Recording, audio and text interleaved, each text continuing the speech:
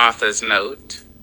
Let me start this by saying I didn't write none of what you're about to read from some elevated balcony of enlightenment or from a perfectly curated life. I wrote it sitting on a park bench uptown with a breeze that only shows up when it wants to show off, thinking about all the times I thought I knew exactly what I was doing. Just for life to come tap me on the shoulder and say, "Sit down somewhere, son." This reflection is honesty, wrapped in humor, wrapped in humility, shaped by mistakes I made twice, sometimes 3 times, just to make sure the lesson hurt enough to count. I ain't preaching, I'm just putting words to the truth I learned the long way. Now let's get into it. When Blessings Knock Soft and You Too Busy Talking Loud by Keteb Shunner. I spent a lot of years thinking I had this life thing figured out, chest out, walking like the Creator must have whispered the instructions in my ear personally.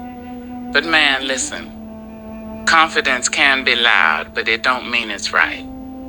I'd wake up with my mind already made, convinced I knew what was best for me, only to get humbled before lunchtime. Everything I claimed I didn't need, turns out I actually did. Everything I wanted real bad, I had no business chasing half of it. Our understanding, mine, yours, everybody's, is just limited, point blank. We misjudge everything from people to opportunities, to our own purpose. If it feels good, we assume it's good. If it feels uncomfortable, we rebuke it like it's a scam call. And that's why we push away blessings like they're mosquitoes instead of miracles. I mean, let's be real. I've rejected peace because it seemed suspicious. I've chosen chaos just because it felt familiar. I've run toward red flags like they were parade banners. And I've turned down things the Creator sent because the packaging didn't match my fantasy. If the blessing didn't walk in looking shiny, impressive, charismatic, and familiar, I'd give it the side eye like it was trying to sell me insurance. You know that feeling when something's good but it's quiet?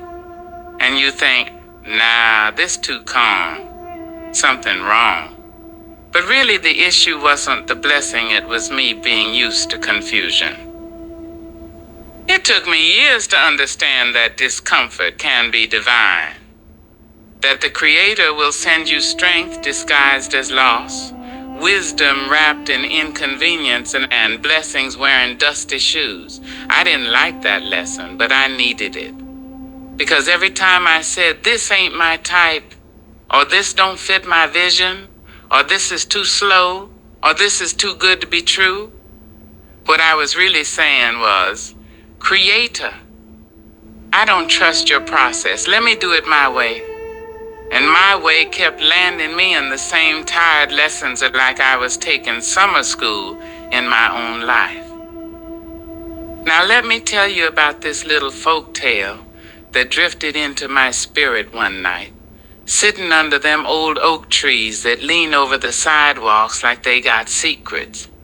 It's the tale of Miss Naomi Clare and the blessing with dusty shoes. And let me tell you, when I tell you this story whooped me spiritually, just listen. There was once a woman in old New Orleans named Miss Naomi Clare, who lived in a pretty little house with chipped paint she pretended she didn't see, and a porch swing that swayed even with no wind. This woman was elegant and stubborn, the kind who could look a man up and down and catalog his flaws before he finished saying a hello. She believed she'd know a blessing the moment she saw it.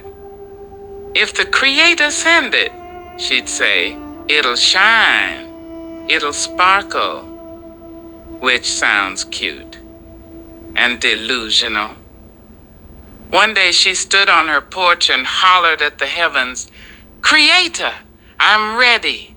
Send me something good, and don't send it small. And the Creator, patient, as only the Creator can be sent a blessing.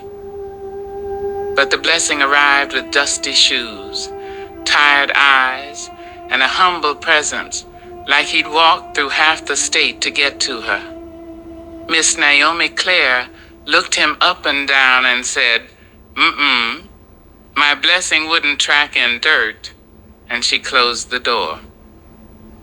Weeks later, the Creator tried again. This blessing had clean shoes, but mismatched socks, a little awkward, still good, still purposeful. She squinted at him and said, "Baby, I asked for favor, not confusion," and turned him away too. Months passed.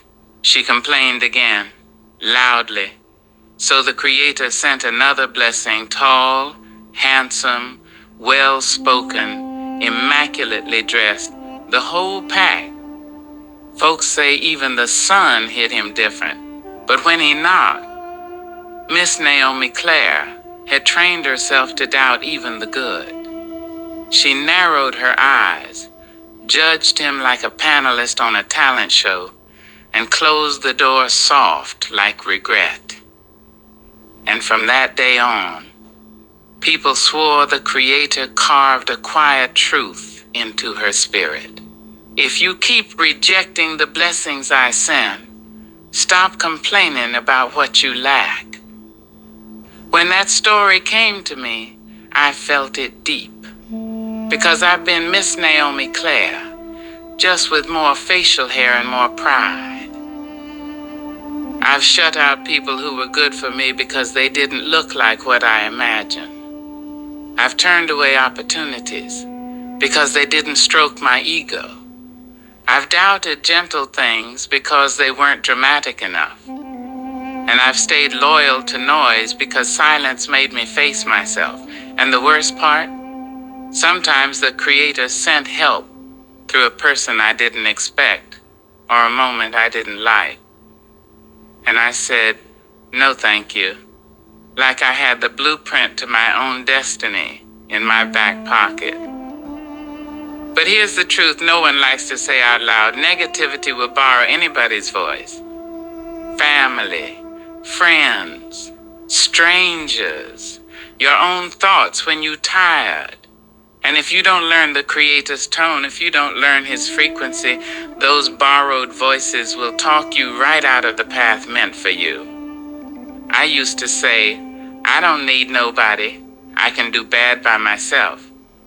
And the Creator said, okay, and let me do exactly that. Not as punishment, as proof. These days, I don't trust my impulses like I used to. I trust the Creator's nudges. I trust the stillness. I trust that subtle tightening in my chest when something ain't right. I trust the calm that shows up uninvited when something is aligned. And the older I get, the more I understand that the Creator handles you the way you handle others. If you uplift people, life lifts you. If you ignore what's good, blessings learn to walk past your address. It's a mirror, not a mystery. Now let me stretch this ending like dough, because growth needs space. I used to think the Creator was blocking me when things didn't work out. Now I know He was protecting me from situations I romanticized, from people I misjudged as good, from versions of myself I had outgrown but wouldn't release. Sometimes the no was the most sacred blessing wrapped in disappointment, and every door that stayed shut, it saved me.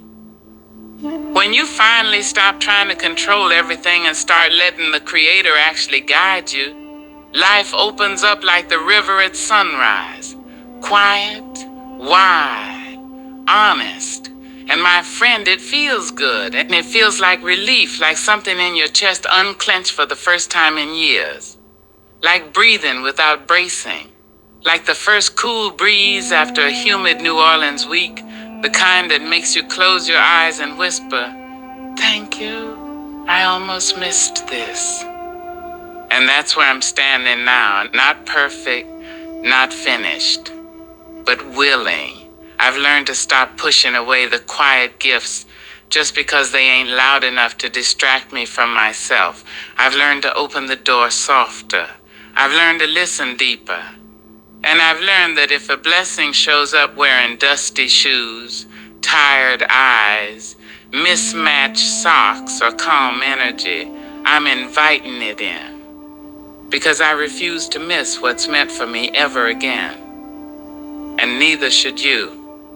Meaning of the abstract image in relation to the reflection. This abstract image mirrors the spiritual message within. When blessings knock soft and you too busy talking loud. At first glance, it looks like a simple blend of shapes and colors, but spiritually, it's saying the same thing. The reflection says, blessings don't always appear in recognizable forms. The warm oranges and reds in the artwork represent the loudness of our desires, our ego, our pride, our impulsive assumptions about what life should look like. These are the parts of us that talk too much, move too fast, and judge too quickly, just like Miss Naomi Claire turning away every blessing because the packaging didn't match her idea of good. The cooler blues and muted tones symbolize the quiet blessing, the calm, the subtle guidance, the things that don't shine loudly but carry deep purpose. These colors sit right beside the bold ones, blending without fighting for attention, just the same way divine guidance often shows up quietly, softly, humbly. The curved forms and shifting edges show movement without chaos. The creator's process, steady, patient, and often unnoticed because we expect something more dramatic. The overlapping shapes illustrate how life's lessons and blessings are not isolated. They layer on each other. Sometimes what you think is an obstacle, a darker shape, is actually a foundation for clarity, a lighter shape. The image shows contrast without conflict, just as the reflection explains how discomfort, loss, and inconvenience can actually be divine tools shaping us all. There's no central figure, no obvious storyline in the art, because the reflection teaches that blessings don't announce themselves. They don't always come bold, perfect, or polished. Sometimes they show up with dusty shoes, or in this case, muted tones, blending quietly in the background. In short, this abstract art embodies the core message of the reflection. Everything loud isn't truth.